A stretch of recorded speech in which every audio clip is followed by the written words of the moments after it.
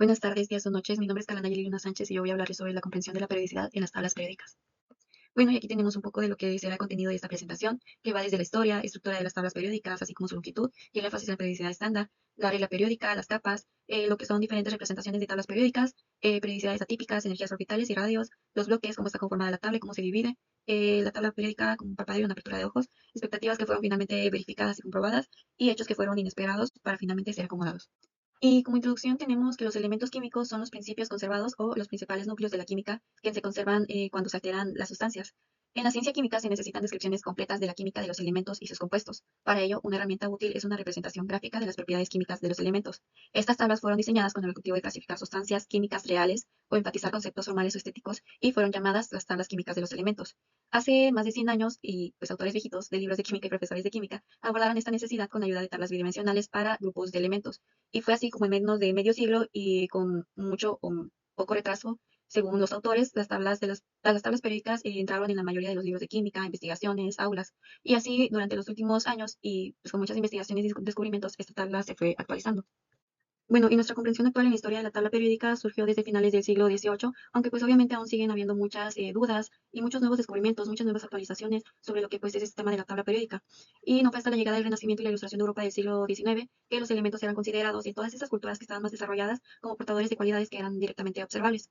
Y el concepto moderno o una imagen más acercada a lo que es la tabla hoy en día se hizo realidad en la Revolución Química, y no fue hasta 1820 que se descubrieron los primeros 500 elementos, y fue aquí cuando surgió la necesidad de un ordenamiento sistemático y una clasificación que pues se hizo realidad.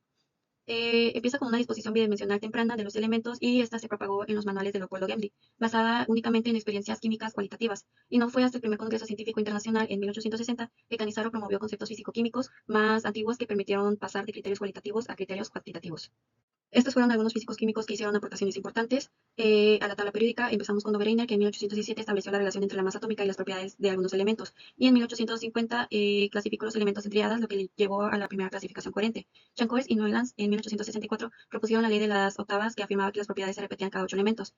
Esta ley pues, no puede aplicarse en otros elementos además del calcio. Meyer en 1869 estableció la periodicidad del volumen atómico, que son los elementos similares que tienen un volumen similar, y los metales alcalinos. Mendeley en 1869 también presentó la primera tabla periódica coherente, basada en las semejanzas de los elementos clasificándolos según su masa atómica. Esta primera tabla contenía solo 63 elementos e hizo predicciones de otros. Estructura de las tablas periódicas. La periodicidad química de los elementos se desencadena por el cierre de capas de valencia atómica con una brecha de energía orbital supervenida que es comparativamente grande en comparación con las energías de enlace primarias y las condiciones termodinámicas en condiciones ambientales de presión y temperatura. Y aquí tenemos uno de los diversos tipos de diseños de la tabla periódica, que es la forma corta. En 1870 se conocieron los elementos con un primer plano amarillo. La periodicidad química está relacionada principalmente con el cambio de carácter químico de los halógenos, que son del flúor al yodo, en el grupo 17, a través de los gases nobles en el grupo 18, hasta los metales alcalinos de litio a cesio en el grupo 1.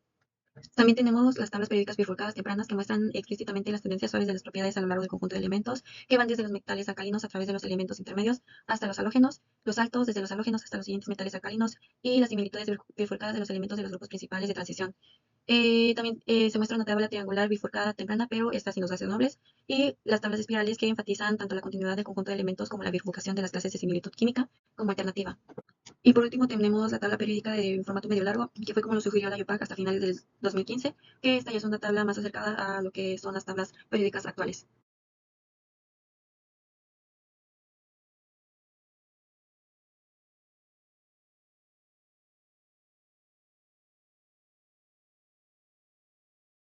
Bueno, y aquí tenemos cómo está constituido cada elemento, lo que debe de llevar, que es el número atómico, el símbolo, el nombre, punto de ebullición, punto de fusión, peso atómico, la valencia, la densidad, la familia y la configuración eléctrica.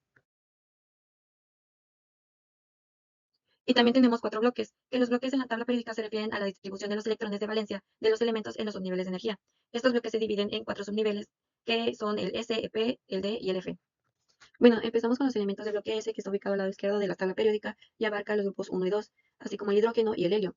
Los elementos de este bloque son aquellos que tienen electrones en su orbital S. Y algunos pues, elementos que incluyen son los metales alcalinos, que son del grupo 1, los metales alcalino-térreos, que son del grupo 2, el hidrógeno y el helio. Una de sus características es su configuración electrónica, que los elementos del bloque S tienen su última capa electrónica ocupada por 1 o 2 electrones en un orbital S. Y también sus propiedades le incluyen que los materiales del bloque S son generalmente blandos, tienen puntos de fusión bajos, excepto el litio, y son altamente reactivos, especialmente los metales alcalinos que reaccionan con el agua. Elementos pesados del bloque D, incluido el bloque F. Este se encuentra en la parte inferior de la tabla periódica y abarca los lantánidos y actínidos. Estos elementos tienen electrones en sus orbitales F. Algunos de los elementos que incluye son los lantánidos a los actínidos. Y su configuración electrónica es que los elementos del bloque F tienen en su última capa electrónica ocupada por electrones en un orbital F. Algunas de sus propiedades son que los lantánidos son conocidos por ser metales suaves y con alta conductividad. Los actínidos, por otro lado, incluyen elementos radiactivos como el uranio y el plutonio, que son importantes en la industria nuclear. Elementos pesados del bloque D posterior.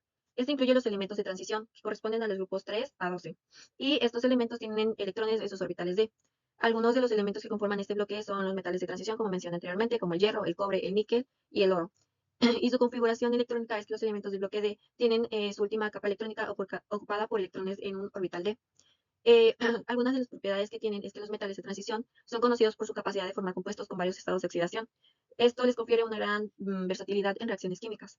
Además, suelen tener alta conductividad eléctrica y térmica, así como puntos de fusión y ebullición demasiado elevados.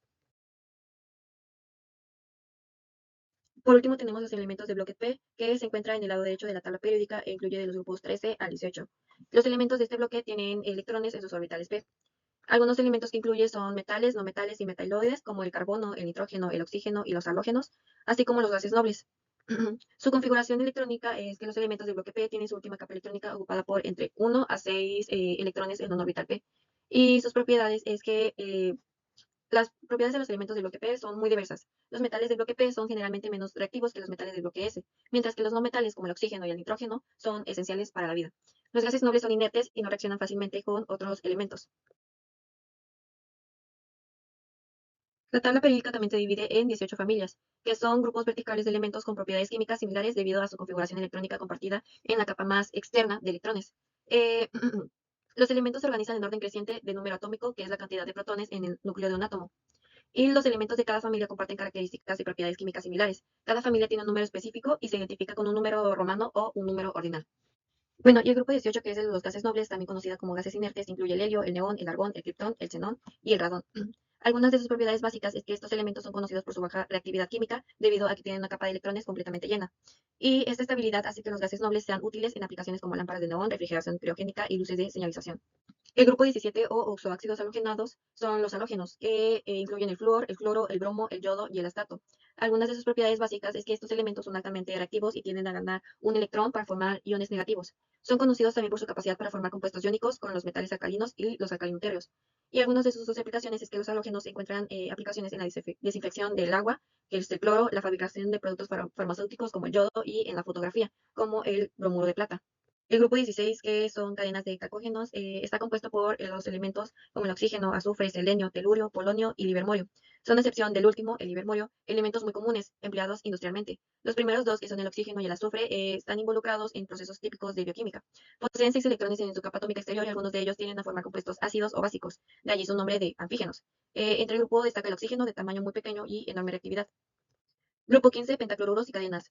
Este grupo está compuesto por elementos como el nitrógeno, el fósforo, el arsénico, el antimonio, el bismuto y el elemento sintético moscovio. Se conocen también como nicógenos y son muy abundantes y muy reactivos estando a altas temperaturas.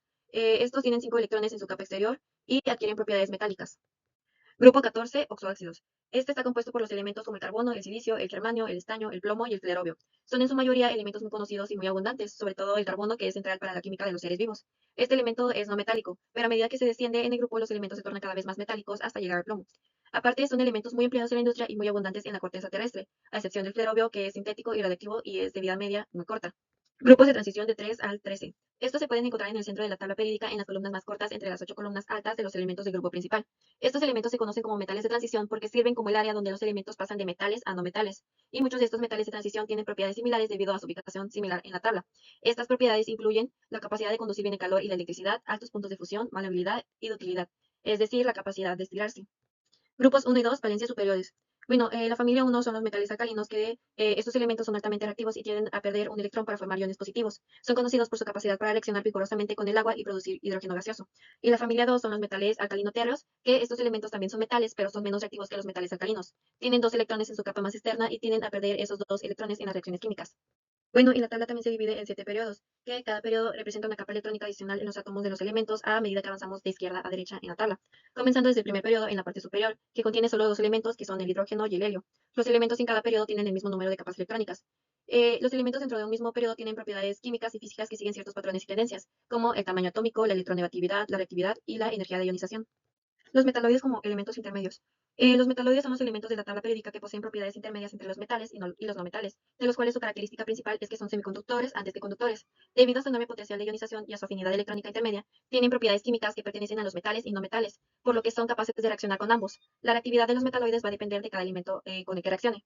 Clasificación de diversidad no metálica frente a similitud vertical. Aquí tenemos más que nada la teoría de que todo lo que no sea similar a un metal es un no metal, y esto incluirá a los metaloides, que se encuentran en el bloque P, dado que los metaloides se comportan predominantemente como no metales químicamente débiles. Y como conclusión tenemos que la química está gobernada predominantemente por el comportamiento de los electrones activos de valencia con energías orbitales significativamente superiores a las de las capas del núcleo atómico. Cada elemento difiere de los demás por tener diferentes capas del núcleo o valencia.